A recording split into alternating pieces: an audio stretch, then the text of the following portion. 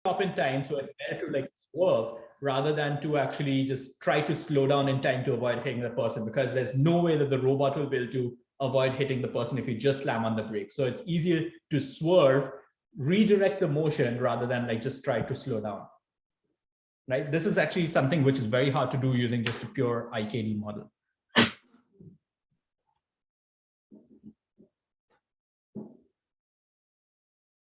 All right, that's any other questions on?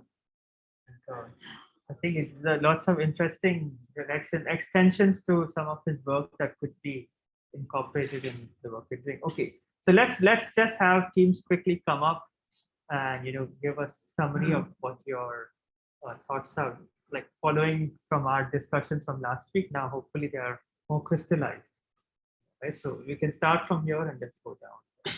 Yeah, so teams can just come forward. So Joydeep can see you, and then yeah, then you can just summarize. So we are planning to implement model predictive path integral controller. So this was a paper on a 1/5 vehicle. This controller was implemented and tested on a 1/5 vehicle at Georgia Tech, I believe, for aggressive maneuvering. The auto rally. So what it does is it does the planning and the control both inside the model predictive control of integral path controller itself. So we don't have a global path planner which gives us the path and then optimize for the current action with an MPC. So it does the entire thing in one module. And if time permits, we are planning to add a game theory extension to it, which the author from Georgia Tech days himself did. So this gives us an advantage when we would be doing head-to-head racing. So that is the gist of the project. Cool. I have to point out, by the way, we've been in a conversation also with Byron Boots from the who ran the MP, who's actually the Auto Rally project, and we were talking about how we can use these learned forward kinodynamic modules. So in MPPI, the path rollouts are done with a fixed model, and we were talking about how can we use these learned forward kinodynamic and visual inertial forward kinodynamic models in the MPPI rollouts. So yeah, so that would be very cool as well. Yeah. Thank you. Cool. Very nice.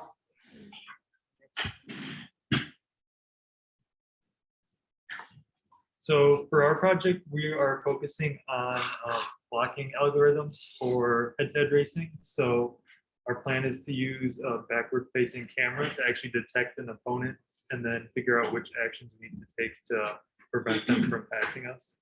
Nice game theory. Very cool. Yeah, exactly. Yeah. So in a previous life, when I was a grad student, I worked on robot soccer, and these defensive, what you're talking about is like defensive maneuvers. So it's very important in robot soccer. How do you place robots such that like it blocks the opponent from doing things and all? Yeah, very cool. The next. Yeah.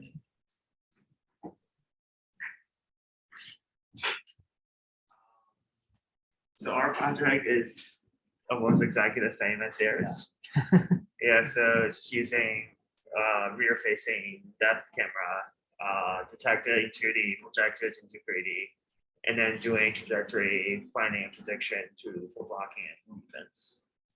Yeah. Cool. Actually, maybe I can provide like one insight there, which might be of help. Let me see if I can quickly put it up. So in robot soccer, we came up with this interesting thing called the coerce and attack planner, which worked out very well in a multi-agent setting. I don't know if this can be extended to a single agent setting, but here's the idea there.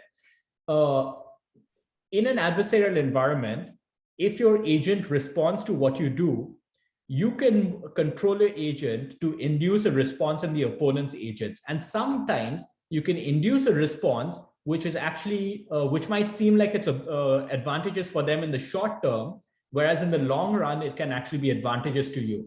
So the coerce and attack planner, at least in robot soccer, it would actually do feints. It would like pretend to kick in one way. The opponents would send their robots to block that, and that would open up something else. So I'm wondering if you could do something like that for driving as well. You can create a coerce and attack where you pretend as if you're going to overtake from here, because you actually plan to overtake in the next turn, and then the car comes to block you here, and then you create an opening and you overtake in the next turn from the other side.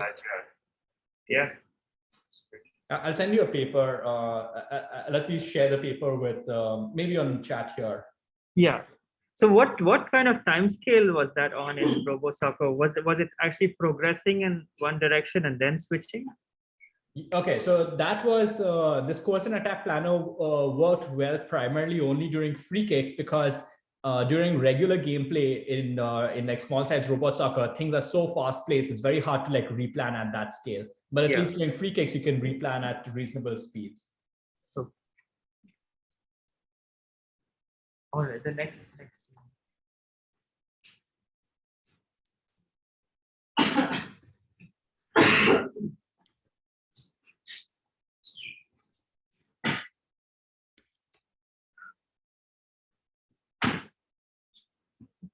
Hi.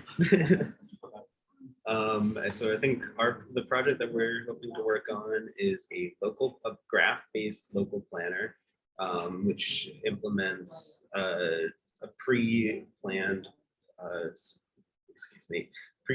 spline trajectories through this graph, and online optimally determines the best trajectory. We're hoping we can kind of expand this to overtaking maneuvers and things based on the planning horizon. Cool. So like lattice planning. Yeah, very nice. Exactly. Yeah, cool.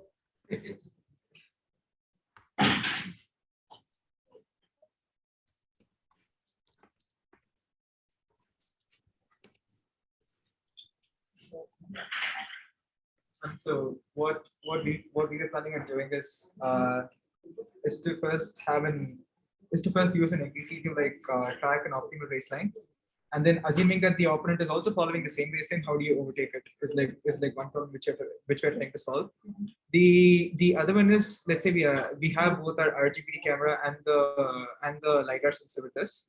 So is it possible, just based upon the observations of the opponent at different time step, come up with the most likely race lane that the opponent is following? Okay, so it's like opponent modeling kind of. Right. Yeah, cool. And then finally, what we're thinking is combining both, where we know where the opponent will be at a time step. And if the opponent is Right. on our trajectory, how do you slightly modify our trajectory for that short while to overtake the opponent and then go on to our optimal race line? Yeah, cool. Makes sense.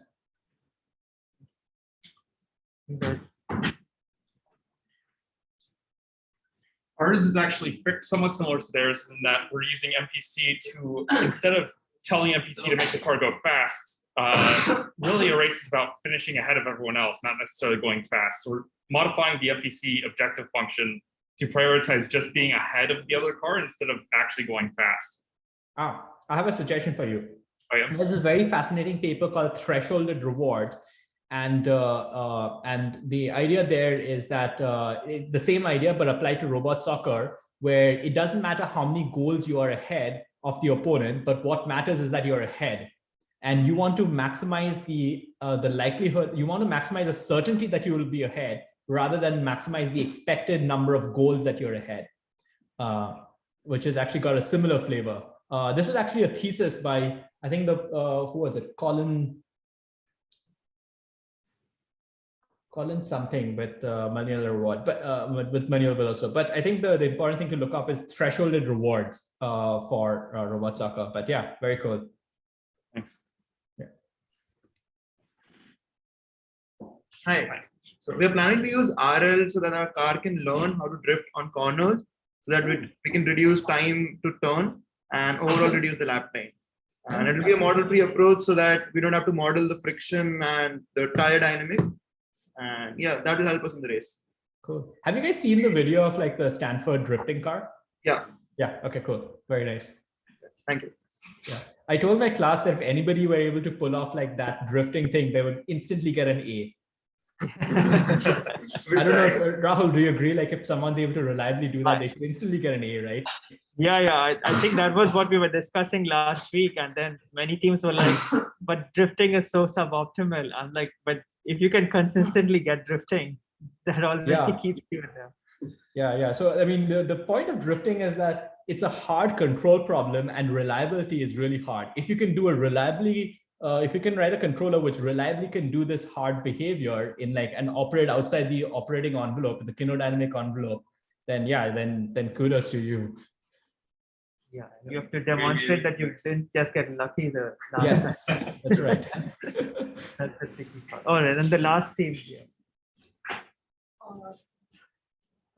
You can speak. So yeah, so we will try to train an agent based on deep reinforcement learning to for the navigation and obstacle avoiding for the F1 test car.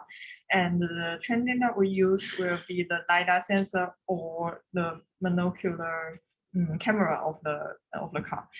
And to be more specific, the algorithm we used is the Dreamer. I don't know if you heard of that. It's proposed by Google Brain, and it's a model-based reinforcement learning algorithm. Yeah. So actually, I have a little questions about the VRLPAP. That I think you also use the car itself to collect the training data. Yes. Yeah. So how much, how many images do you use, or how many trajectory you have to run to train a decent Not agent? much. It's of the order of like a few minutes of training data. A few minutes. Yeah. Okay, I see. So like how many pictures or images? So actually the number of images actually not that relevant. What actually happens is how many triplets are drawn, because in the visual representation learning, we use triplets for the loss function, right? So over the few minutes, we can easily get on the higher hundreds, like close to 1,000 like triplets. Oh, so it's cheap to generate the training data. So you mean? Yeah, so a few minutes of demonstration. Recall that this triplets grows combinatorically. So you want to get one viewpoint and like a view of the same location from a different time step. So you have first of all order of n different choices for that, and then you want to pick another off demonstration example. Which you can compare that as a negative example, and that's the order of n as well. So you actually have order of n square number of choices, where n is the number of time steps that you have. So you can actually draw a fair number of triplets. Oh, I see. Thank you very much. Yeah, cool.